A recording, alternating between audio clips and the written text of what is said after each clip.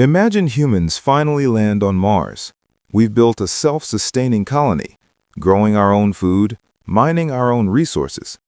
We're a small, tight-knit community. Do we still need money? A lot of people might say no. In a small group, a simple barter system should work, right? The hydroponic farmer trades lettuce for the engineer's repaired water filter. The doctor provides care and gets a new pair of boots from the colony's tailor. It sounds idyllic, a perfect communal society. But what happens when the engineer doesn't need lettuce that day? What if she needs a new pair of boots, but the tailor has a full pantry? This is what economists call the double coincidence of wants. For a trade to happen, I have to have what you want, and you have to have what I want, at the exact same time. As you can imagine, this gets really complicated really fast. Let's say our Martian colony grows. We now have 1,000 people. The farmer is producing way more food than she can personally trade. The engineer is now managing a whole team of technicians. How do you value 1 hour of the doctor's time versus 1 kilogram of potatoes? Or versus fixing a complex life support system? Bartering becomes incredibly inefficient. People would spend more time trying to find the right person to trade with than actually doing their jobs. This is the first major hurdle that leads societies, whether on Earth or Mars, toward a more sophisticated system. So what's the next step? The community might start using a common item as a medium of exchange, something everyone agrees has value. On early Earth, this was things like salt, shells, or cattle. On our Martian colony, maybe it's something practical and essential, like packets of nutrient paste, or more likely, units of energy or oxygen. Let's say we settle on oxygen credits. 1 hour of engineering work is worth 10 oxygen credits. A bag of potatoes is worth 2.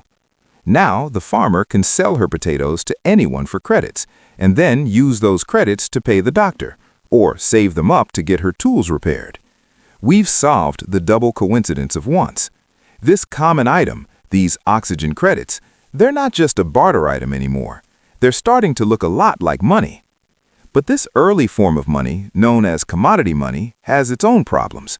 Using oxygen credits is better than bartering, but what if you need to make a really large purchase? Carrying around thousands of oxygen credit tokens would be a hassle. And what about divisibility? How do you pay for something that costs half a credit? Plus, the value of the credits themselves is tied to the value of oxygen. If the colony develops a super efficient new way to produce oxygen, the value of everyone's savings would plummet overnight. It's unstable. This is why human societies on Earth eventually moved away from commodity money. The value of your money shouldn't depend on how good the salt harvest was this year.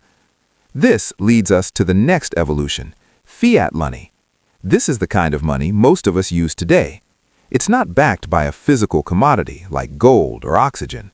Its value comes from trust and a collective agreement, usually guaranteed by a governing body.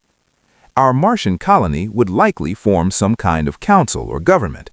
This council could issue its own official currency, Mars credits or Mars dollars. They declare that this is the legal tender for all transactions and for paying taxes to fund public services like the maintenance of the Habitat Dome or the research lab. Now, everyone accepts these Mars credits not because they're made of a valuable material, but because they believe others will accept them for goods and services. This system is incredibly flexible. The council can manage the money supply to keep the economy stable. It's easily divisible, portable, at least in digital form, and it acts as a stable unit of account. So money isn't just about greed or capitalism. At its core, it's a technology. It's a social tool that we invented to help us cooperate on a massive scale. It allows a specialist, like a geologist studying Martian rock formations, to contribute her unique skills to the community and be confident that she can still get food, shelter, and everything else she needs to live. She doesn't have to go trade rocks for potatoes. She gets paid in Mars credits and uses them in the colony's marketplace. Money allows for specialization, and specialization is the engine of progress and innovation. Without it, everyone would have to be a generalist, spending most of their time just trying to meet their own basic needs. Society would stagnate. And what about a post-scarcity future? What if technology advances so much that robots and AI can provide everything we need for free? Food, shelter, energy, all abundant and available to everyone. In that scenario, would we still need money? For basic survival goods, maybe not. But what about the things that are inherently scarce? What about a handcrafted piece of art made by a human artist? What about the front row seat at a live concert performed by a famous musician who's traveled from Earth? What about the services of the best zero-gravity architect to design your dream home on the slopes of Olympus Mons? Even in a world of abundance, human time, talent, and unique skills will always be finite resources. There will still be a demand for things that can't be replicated by a machine. How do we allocate these scarce resources? You could use a lottery system or a waiting list, but most likely people will want a way to trade for them.